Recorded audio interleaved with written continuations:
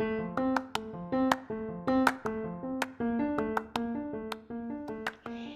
you ever thought about starting your own podcast, you should check out Riverside. Riverside is an online recording studio that lets you record podcasts and video in studio quality from anywhere.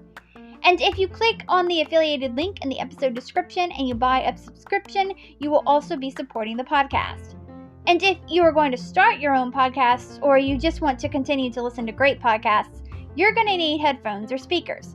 If you click on the Amazon affiliated link, you can get great deals on headphones and speakers. And if you make a purchase, it will also help support the podcast. And if you ever want to read a book I have mentioned on this podcast, I now have an affiliated link for Bookshop. All the affiliated links that I mentioned will be in the episode description for this episode.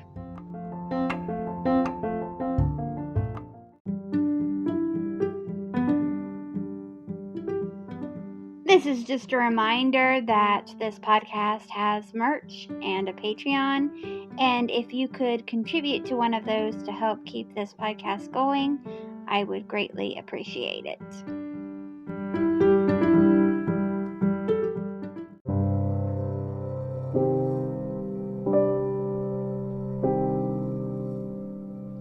I need to give a content warning on this episode. In this episode, there is graphic violence. I will leave timestamps in the episode description in case you want to skip over that part, but just know going in that listener discretion is advised. Alright, now let's get into the episode.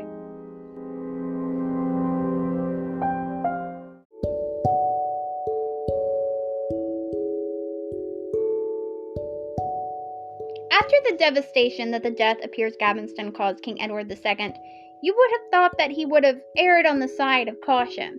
You would have thought that he would have understood the dangers of openly favoring one particular favorite, especially one that everyone loved. But sometimes lightning does strike in the same place twice. Hi, my name is Courtney Jewell, and you are listening to the second episode of the 4th season of History Shelf, a podcast about history that proves that sometimes fact is even more interesting than fiction.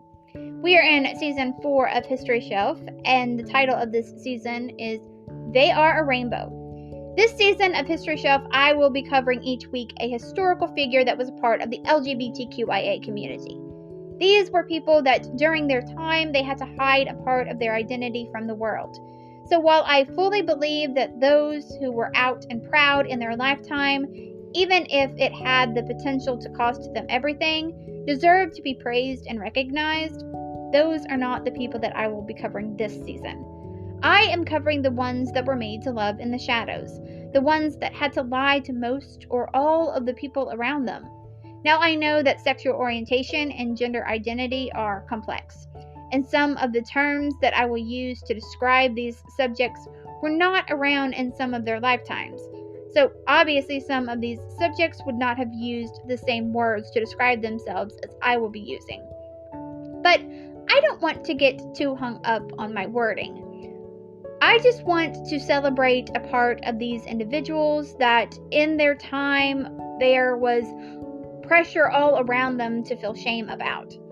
I want to focus on that love and gender are not black and white. They are a rainbow. And for this week, I am talking about King Edward II. Again.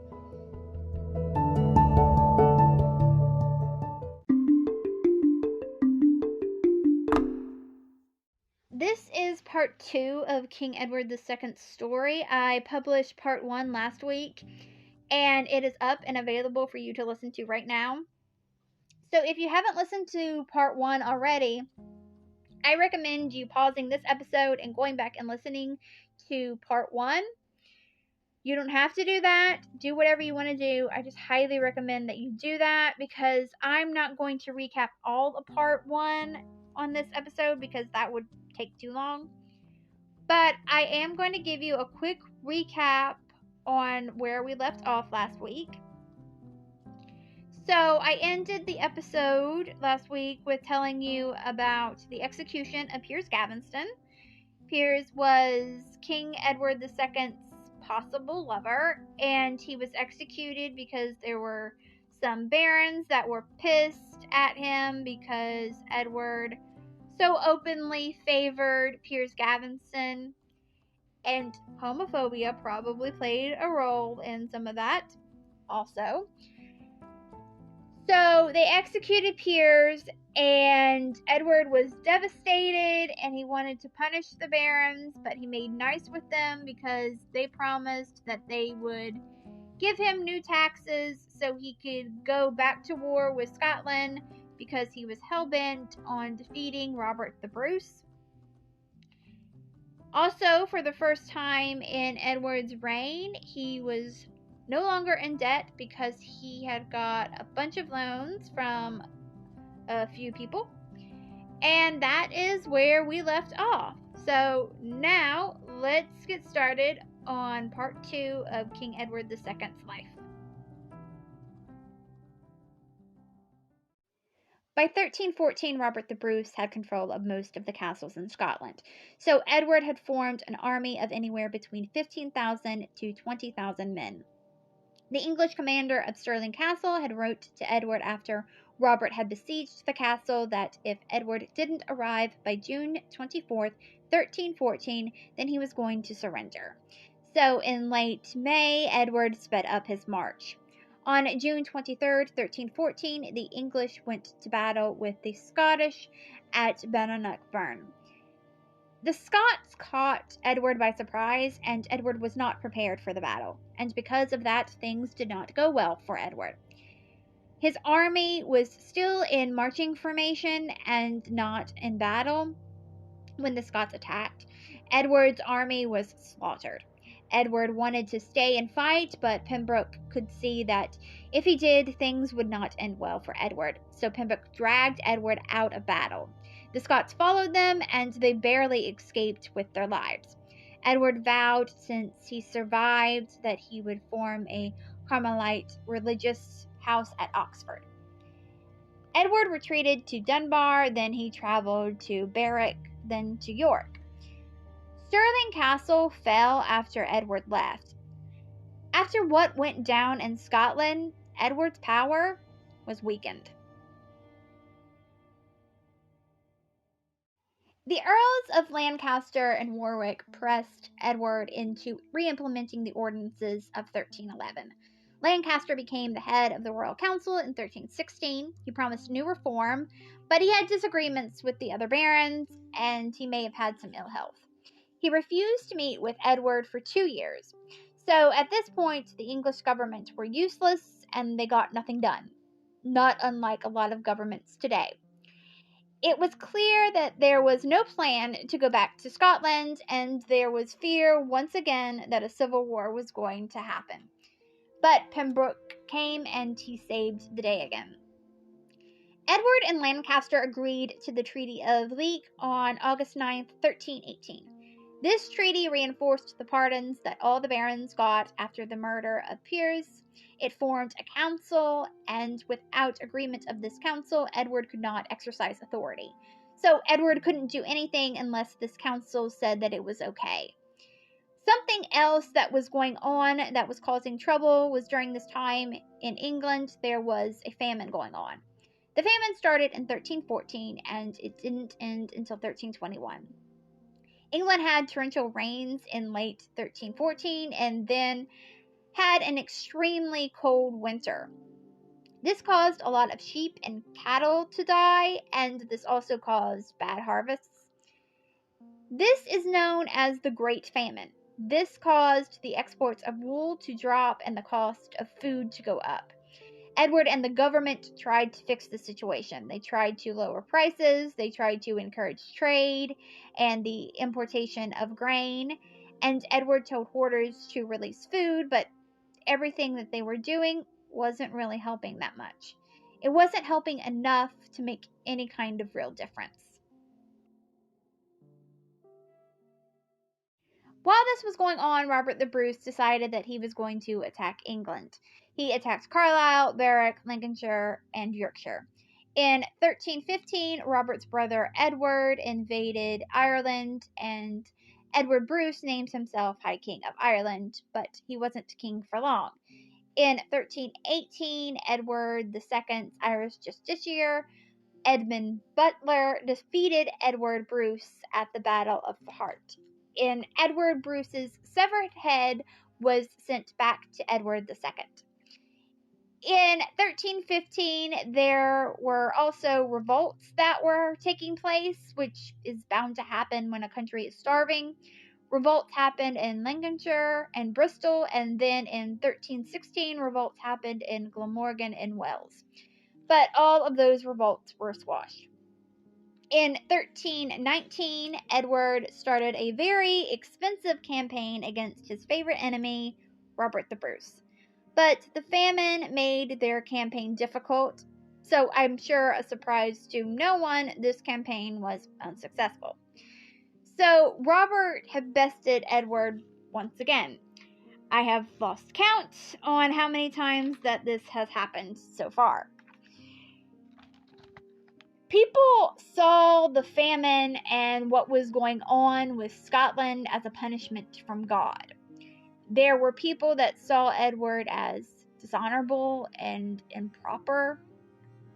There was even a poem that was written about him called Evil Times of Edward II. In 1318, there was a man named John of Patteram. This man was clearly mentally ill. He was in Oxford, and he claimed that he was the real Edward II, and Edward was a changeling swapped at birth. A changeling is an offspring of a supernatural creature that had been swapped by a supernatural creature for a human child. Edward had John executed. Before John was executed, John criticized Edward's behavior and his lack of leadership skills. And there were some people that thought that John had brought up some good points. There were also people that were angry at Edward again for how he was treating his favorites. After Piers, he had 3 favorites named Hugh Audley, Roger de Moray, and Hugh Despenser the Younger. Edward divided up the de Clare inheritance after Gilbert de Clare, 8th Earl of Gloucester, died at Bannockburn without an heir. Gilbert was Edward's nephew. This inheritance made the men very rich. This made a lot of people angry. Again, civil war seemed likely. What you need to know is that at any given time during Edward's reign, there was a good chance that civil war was on the verge of breaking out. And in 1321, that civil war finally broke out.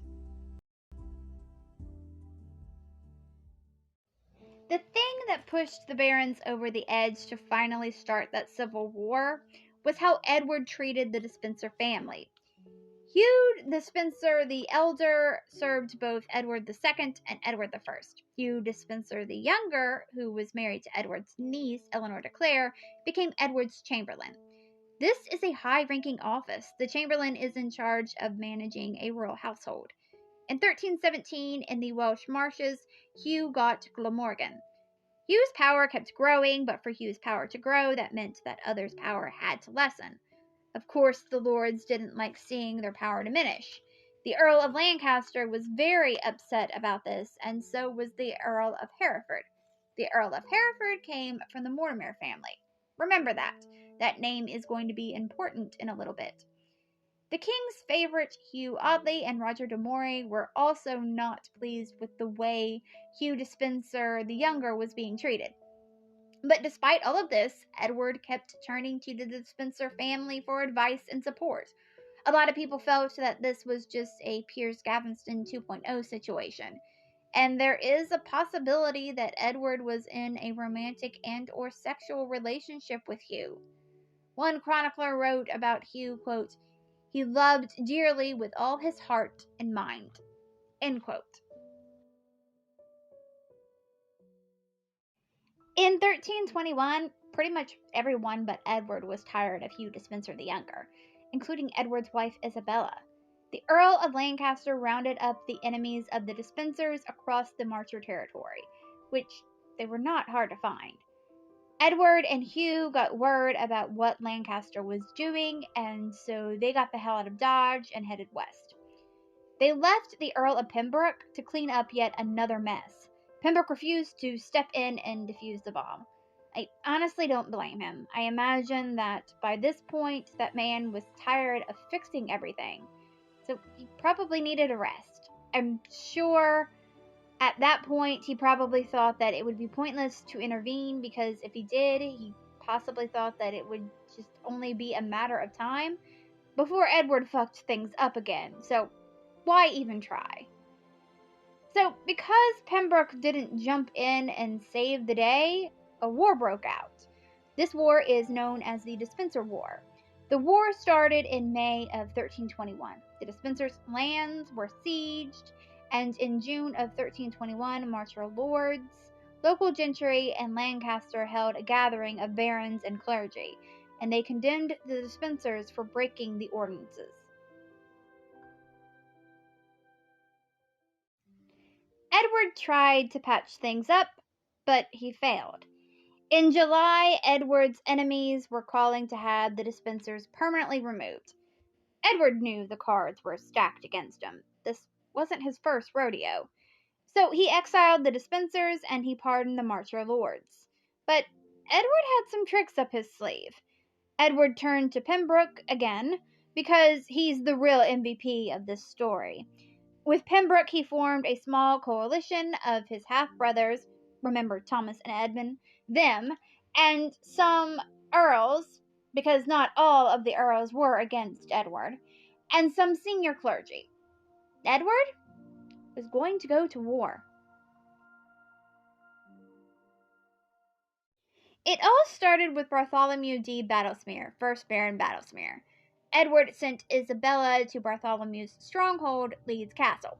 He did this to cause a casus belli. Courtney, what is a casus belli? That is a great question. I will tell you. A casus belli is an act or situation that provokes or justifies war. Bartholomew's wife, Margaret, fell for it, and her men killed several of Isabella's entourage.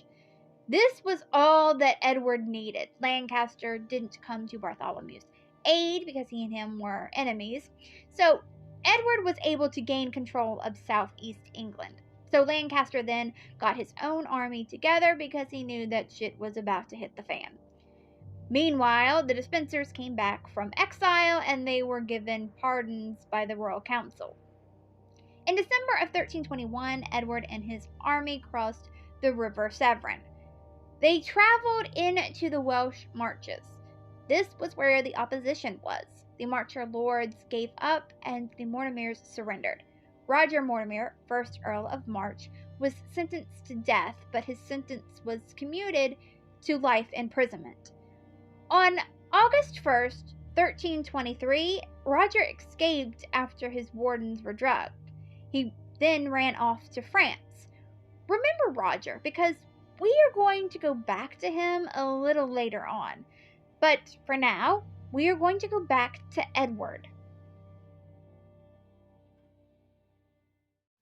The Earl of Hereford, along with two of Edward's ex-favorites, Roger de Moray and Hugh Audley, marched north in January of 1322 to team up with Lancaster. By that point, Lancaster had sieged the king's castle at Tickhill. On March 10, 1322, Edward met with Lancaster's army at Burton-on-Trent. Lancaster's army was smaller than Edward's, and so Lancaster knew immediately that he had to get the hell out of there. And so he just went. He didn't even begin to fight.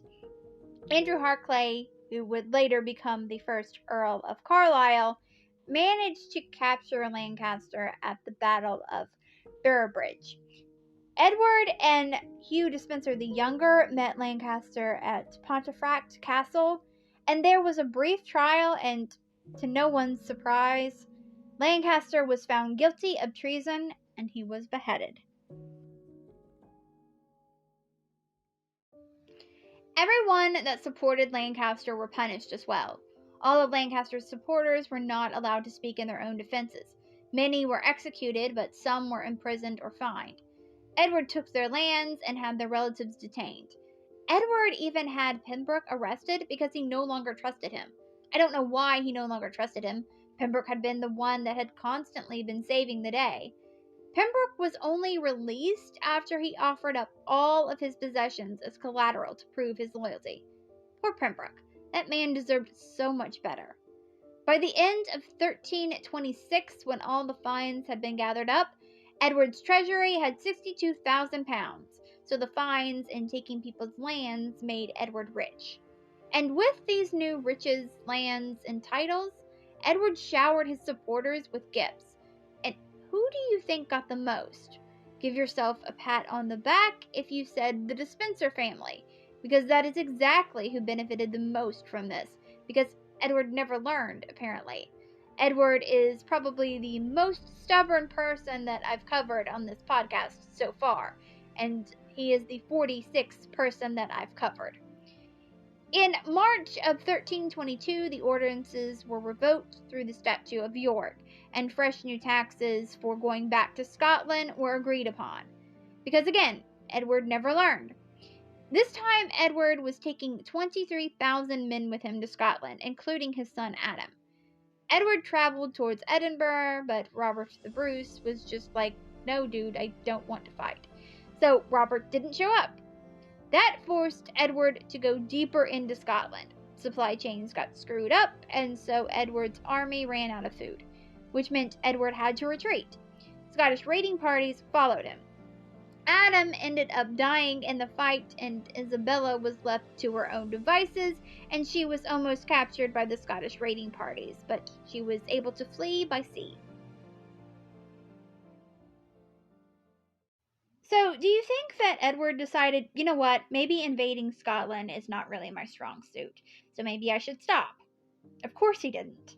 What he did do was he got more taxes so he could go back to Scotland. Andrew Harclay, remember him? He was the one that captured Thomas, the Earl of Lancaster. He, without the approval of Edward, came up with a peace treaty with Robert the Bruce. This treaty said that Robert would stop interfering with England if Edward recognized Robert as the King of Scotland. Edward was pissed. He was livid. So because he was so angry, he instantly executed Andrew. Then, after he took a moment and paused and thought about it, he agreed to a 13-year truce with Robert, which I'm sure Ghost Andrew got a little miffed about. I know I would have been. He lost his life because he suggested Edward and Robert make peace, and then Edward ended up making peace with him after he had him executed. I would have haunted Edward's ass if I was Andrew.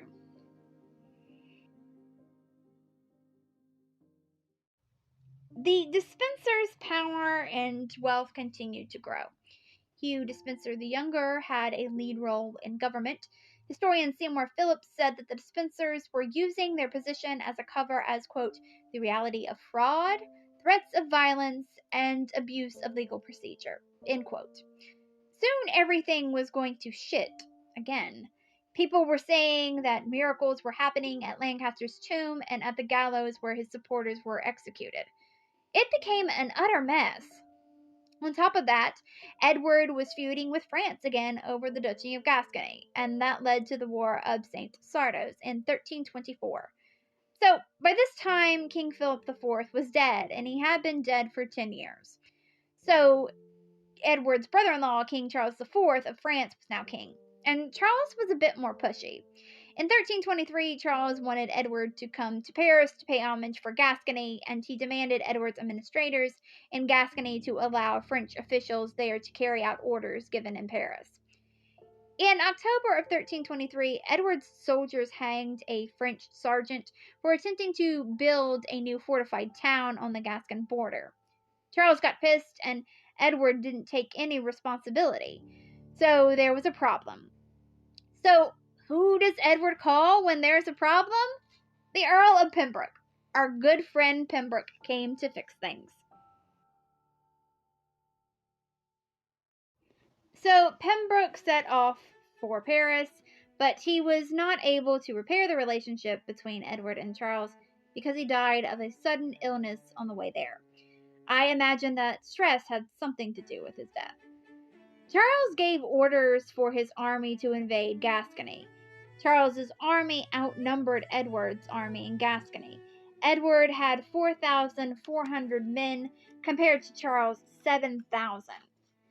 Charles took Agenais, that was the county on the border of Gascony. So Edward then arrested any French person that was in England.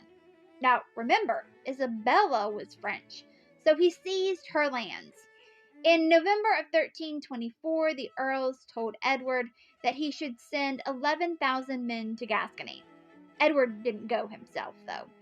Instead, he sent the Earl of Surrey. I'm sure he would have sent the Earl of Pembroke if he had been alive.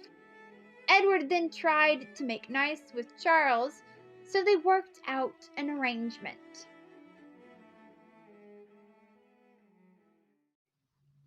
Charles wanted Isabella and Prince Edward to travel to Paris, so baby Edward could pay homage to Charles for Gascony. I call him baby Edward, but at this point he was 12 years old. Edward was really weary of sending little Edward, but he was alright with sending Isabella. So in March of 1325, Isabella went back to France. Things didn't go so smoothly in France at first. Edward's envoy was having trouble with reaching negotiations, so Isabella intervened, and France came out with the better end of the deal. Edward had to give homage in person to Charles for Gascony. Edward really didn't want to go to war, so he signed the treaty, but Edward didn't want to go pay homage either. So instead, he sent Prince Edward after all. That would prove to be a huge mistake. In September of 1325, Prince Edward went to France. I want to take a moment here and talk about Edward's and Isabella's marriage before she went back to France, before we go any further into this story. So it started off with Edward ignoring her, like at their wedding. And I feel that Edward's relationship with Piers Gaveston probably played a role in that. But I also feel that Edward and Isabella's age gap probably had a hand in that as well. If you remember, at the start of their marriage, Isabella was a child and Edward was a grown man. But Edward and Isabella had an okay marriage. In terms of royal arranged marriages, it was far from the worst one in history. I don't know if I would go as far as to say as they were in love with each other. I don't have enough information to say that. I don't think anyone has enough information to say that. But it appears they had an alright marriage until 1322. In 1322, Edward and Isabella's marriage started to go south. She did not like Hugh Despenser the Younger. Apparently he was known for his abuse of high-status women. She did not like the fact that she had to flee from Scottish armies not once, not twice, but 3 times. And the last time that she had to do it, she blamed it on Hugh. She did not like the truce that Edward made with Robert the Bruce. The truce created a disadvantage to noble families who had land in Scotland, and one of those families, the Beaumonts, were close friends of Isabella. Isabella also didn't like having all of her lands seized and her household arrested in 1324. And to top everything off, Edward took her children away from her and gave custody of them to Hugh's wife. I can see how Edward taking her children away from her to give them to his lover's wife could cause a rift between the two of them. All of these things are reasons to cause some bad blood. So Edward was back in England waiting for Isabella and little Edward to return from France, but they weren't coming. That was because while Isabella was in France, she ran into Roger Mortimer. Remember him? I told you he was going to make a comeback. He was hanging out in France. We don't know when or how, but his path crossed with Isabella's, and they fell in love. By February of 1326, they were in a romantic relationship. They bonded over their hate for Edward and the Despensers. Edward waited for his son and heir to the throne to return to England, but Isabella did not send him back. Edward tried to get Charles to help him out, but Charles didn't. Edward had some enemies in Paris, and they started hanging out with Isabella and Roger, and that made Edward rightfully nervous.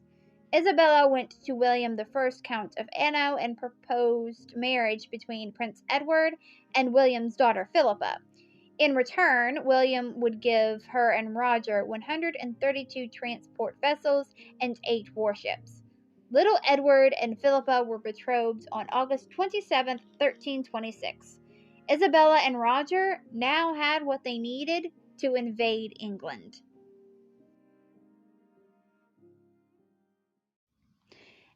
An invasion was not a shock to Edward. He actually expected that either Roger or France were going to come for him. So he had fleets at ports. He tried to get his subjects to defend him and the kingdom, but they really weren't motivated. And a great deal of that had to do with the fact that everyone but Edward hated the Despensers. A lot of Edward's men did not show up to guard ports, even though they had been ordered to. About 2,000 men were ordered to guard Orwell, but only 55 of them showed up. When Isabella, Roger, little Edward, and Edward II's half-brother Edmund showed up at Orwell on September 24, 1326, the 55 men at Orwell did not put up a fight. Enemies of the Despensers joined them, including Edward's other half-brother, Thomas. Edward tried to get support, but there was no one that was willing to fight for him. In fact, the city of London rose up against him. He took off on October 2nd, 1326 with the Despensers. Then mobs took control of London. Edward's officials and associates were attacked. His former treasurer, Walter Stapleton, was even killed inside St. Paul's Cathedral. The mobs also released all the prisoners that were in the Tower of London. Edward made it to Gloucester between October 9th, 1326 and October 12th. He was wanting to make it to Wales. He was hoping that he could form an army there.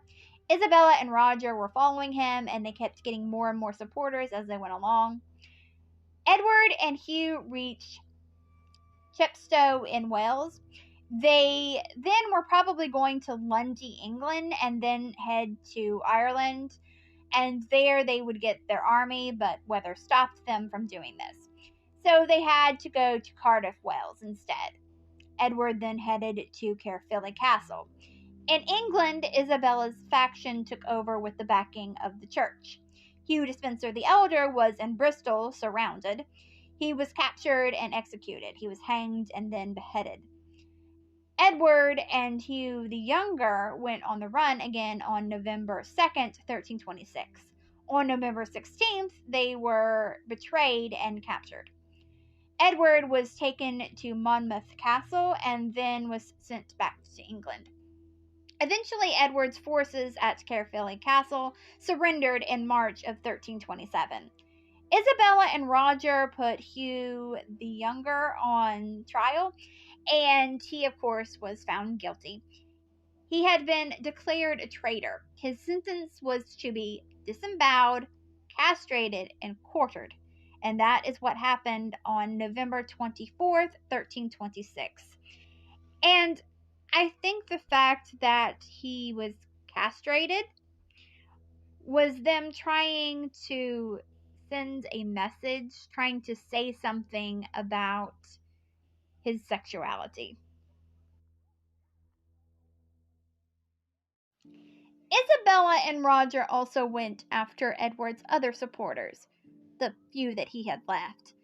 Edward's former Chancellor Robert Baldock died in Fleet Prison, and the Earl of Arundel was beheaded. Dealing with Edward was tricky. He was still the king, and he was still Isabella's husband. They couldn't just kill him. There was no example to look back to, because nothing like that in recorded history had taken place. Parliament convened in January of 1327. Edward refused to attend. At this point, basically all of London was calling for little Edward to replace his father as king. On January 12, 1327, they agreed to remove King Edward II from the throne. It was argued the following day to an assembly of barons that Edward's weak leadership and personal faults led the kingdom into disaster. Some barons, clergy, and knights then went to speak to Edward. On January 20th, 1327, the Earl of Lancaster and the bishops of Winchester and Lincoln met privately with Edward. They told him that he needed to advocate. They said that if he didn't advocate, then instead of his son taking the throne, it would be someone else. As tears fell down his face, Edward advocated. On January 21st, 1327, Edward was no longer King Edward II. He was now Edward of Carnarvon. Little Edward's coronation was on February 1st, 1327. Not everyone was happy with the new government, and some put plans in motion to put Edward II back on the throne. Edward wasn't executed, but he couldn't just roam free either. So Edward was locked away. Roger locked him away at Berkeley Castle in Gloucestershire. He arrived there around April 5th, 1327. Roger's son-in-law, Thomas D. Berkeley, 3rd Baron Berkeley, and John Maltravers, 1st Baron Maltravers, were given £5 a day to care for Edward. There's a chance that Edward was treated well, but some suggest that he was mistreated. Some believe that the poem The Lament of Edward II, which describes his mistreatment, was written by Edward, but the author of the poem is not for certain. Edward was moved briefly because some broke into the castle to get Edward out. We don't know where he was moved to, but we know that he was moved back to Berkeley Castle in the late summer of 1327. But more plots to free Edward continued. On September 23rd, 1327, King Edward III was told that his father had died on September 21st, 1327. Now, if you were thinking, that sounds very suspicious that people were trying to free Edward, and that obviously would have angered Roger, and then he just dies. That sounds very convenient. If you're thinking that, then you would not be alone. Little Edward thought that way too. Things between little Edward and Roger started to sour. People at court didn't like Isabella and Roger, like I said earlier. So little Edward thought that put his reign and his life in danger. He also became upset with Roger when Roger beheaded Edward's uncle, Edmund. Edmund had been involved in 2 plots against Isabella and Roger. That is why Roger had Edmund beheaded. In 1330, little Edward gave Roger the boot. Roger was arrested and charged with 14 charges of treason, including murdering Edward II. Roger was hanged without a trial on November 29, 1330. Isabella stepped in before Roger was executed and tried to save him. She tried to convince Edward to spare his life, but he didn't. Then little Edward's government blamed Roger for all the problems going on.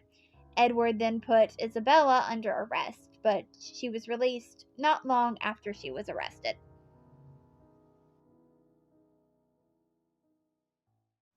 Before Isabella died on August 22nd, 1358, she told her son Edward that she wanted to be buried with her wedding dress that she wore at her wedding to King Edward II, and she wanted Edward II's heart to be buried with her. Going back to the subject of this week's episode and last week's episode, Edward II, he was embalmed at Berkeley Castle. He was taken to Gloucester Abbey on October 21st, 1327, and he was buried by the high altar on December 20th, 1327. His funeral was an elaborate affair. It cost £351. Back then, that would have been a lot of money, and this was probably done not because he used to be a king, but rather it was a way to overshadow the troubles that the government had been having. So the funeral was used as a distraction. There was a wooden effigy with a copper crown that was made for the funeral, and this is the first known effigy used in England. His tomb was an alabaster effigy, Edward's tomb became a pilgrimage attraction. Miracles were reported of happening at the tomb. King Richard II of England tried to have Edward canonized in 1395, but it was unsuccessful. The tomb currently is in Gloucester Cathedral. Now, if you are wondering how Edward died, well, I can't tell you for certain. Sure, it doesn't seem so absurd to think that Roger Mortimer had Edward murdered, but there's no actual proof of that. Edward could have died of natural causes. The stress he endured and his horrible living conditions could have caused his death. Now, what I'm about to tell you has not been proven, but it has been said that he was murdered, and he was murdered by having either a red-hot iron or red-hot poker shoved up his anus.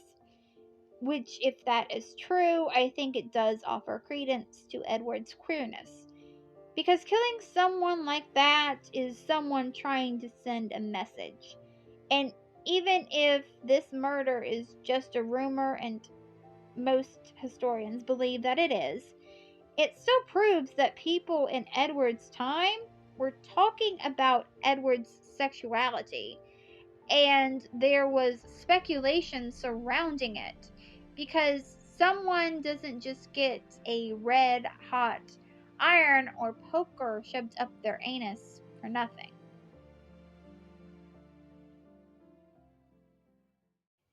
Another possibility is that Edward did not die in 1327. This was a theory that was started not too long after Edward reportedly died. In fact, Edward's half-brother Edmund believed the rumors to be true, and Roger Mortimer helped get those rumors to reach Edmund on the hope that he would believe them and he would plot a revolt, and Roger could have Edmund executed. And of course, we know that that worked. The theory is that Edward escaped Berkeley Castle with the help of a servant, and he became a hermit in the Holy Roman Empire. According to this theory, the body that is buried at Gloucester Cathedral is the porter of Berkeley Castle, and he was killed by assassins that were sent by Isabella and Roger. The assassins then presented them the body and told them that it was Edward, though I'm not sure how Isabella and Roger wouldn't have known that the body wasn't Edward's, unless the porter looked a lot like Edward or the body was beyond recognition. This theory says that a letter by an Italian priest called Manuel Fieschi was sent to little Edward. This letter is called the Fieschi letter. The Fieschi letter is connected to an account that little Edward had a meeting with a man called William the Welshman in Antwerp in 1338. William claimed to actually be Edward II. Now, this wouldn't be the first and only time in history where someone has claimed to be a royal. I know I have mentioned at least one case on this podcast in the Catherine of Aragon and Margaret Pole episodes. And just because someone says that they are a royal doesn't mean that they actually are. But some historians have pointed out that there are parts of this letter that are accurate. The historian Ian Mortimer even suggests that Isabella and Roger secretly released Edward and then they faked his death. Though it should be said that Ian Mortimer has been widely criticized by scholars for this theory.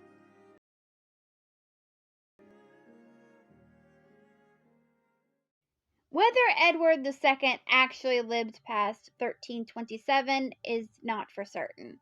But what is for certain is that his legacy has. Even though in his lifetime many deemed him an incapable ruler, with many being outspoken about their frustration with him. Some even wrote political songs complaining about him. But in the late 14th century, some tried to paint Edward in a different light. Chroniclers like Geoffrey Le Baker and Thomas Ringstead tried to make Edward into a martyr and saint, but that never really caught on. From the 19th century onwards, much of the discussion surrounding Edward was about his sexuality. This caused the English government to get their panties all in a twist.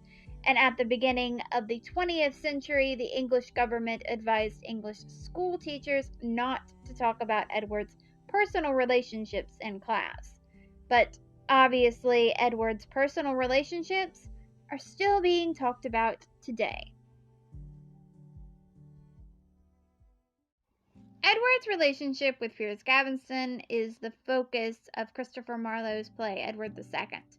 The play was first performed around 1592. Edward in the play has been likened to King James VI and I and King Henry III of France. And he may have inspired William Shakespeare's portrayal of Richard II. I just mentioned two people that I will be covering this season. The playwright Ben Jonson also wrote a play about Edward and Piers's relationship in the 17th century called Mortimer His Fall, although he never finished writing the play before his death, and only the fragment that he had written has been published. Christopher Marlowe's play was turned into a movie in 1991. Edward is also in the movie Braveheart, although the portrayal of Edward and the whole movie in general are filled with historical inaccuracies. The painting by Marcus Stone, titled Edward II and Piers Gaveston, hints at a romantic relationship between the two. Christopher Marlowe's play was turned into a ballet by David Bentley, and John McCabe composed a symphony titled Edward II, where he used part of that ballet. John Colin Penford wrote a novel titled The Gascon about Edward and Piers, although it is also filled with many historical inaccuracies. Chris Hunt wrote the novel Gaveston about Edward and Piers's sexual relationship, and Stephanie Merritt wrote the novel also titled Gaveston, but her story takes place in the 20th century. And that was the life of King Edward II. Thank you so much for listening to the second episode of the 4th season of History Shelf. I am going to be covering 15 people this season, but I have no idea how many episodes that's going to be because I don't know if there's going to be more people that are going to need multiple episodes this season. Next week's episode is going to be about Leonardo da Vinci. I hope you come back for that. A few things before we go. If you want to follow this podcast on social media, the TikTok is at History Shelf. The Twitter is at History Shelf Pod. The Instagram is at History_Shelf_Pod. And the Facebook page is History Shelf Podcast. If you want to help out this podcast financially, there are a few ways you can do that. One is you can buy merch from the History Shelf merch store, or you can become a Patreon. This podcast is always going to be free, but there are some perks that come along with becoming a Patreon. The first tier is called History Student, and that is $1 a month. And with that, I will send out a thank you to you on all social media platforms that History Shelf is on. I will also choose one Patreon at random for each episode I do, and at the end of the episode, I will give that Patreon a shout out. The second tier is called History Fan, and that is $3 a month, and with that you get the first tier, plus you get to vote in a poll that helps me choose the theme for the next season of this podcast. The third tier is called History Buff, and that is $20 a month, and with that you get the first 2 tiers, plus you will get a handwritten note of thanks mailed to you from me. And the last tier is called History Lover, and that is $40 a month, and with that you get the first 3 tiers, plus you get to choose one item from the History Shelf merch store. You can choose any item that you want except for the zip-up hoodie. You can also take out ad space on this podcast. I have a gig on Fiverr that lets you do that. Also, if you click on one of the affiliated links, there's one for Riverside, there's one for Amazon, and there's one for Bookshop. If you click on one of those links and you buy something, that helps support the podcast. But if you don't want any of the merch, and you don't want any of the perks, and you don't want to buy anything, but you still want to help support the podcast, I have turned on listener support on Spotify for podcasters. The links to everything that I just mentioned will be in the episode description for this episode. But, as always, the best way that you can help support this podcast is to continue to listen to it. And there are a few other ways that you can help out this podcast for free. One is if you are listening on a platform that lets you rate this podcast 5 stars and or leave a positive review. That would be very helpful. Also, sharing this podcast on social media with your friends and family would be very helpful. Alright, well, until next time, keep learning, keep loving history, and come back for next week's episode. Bye.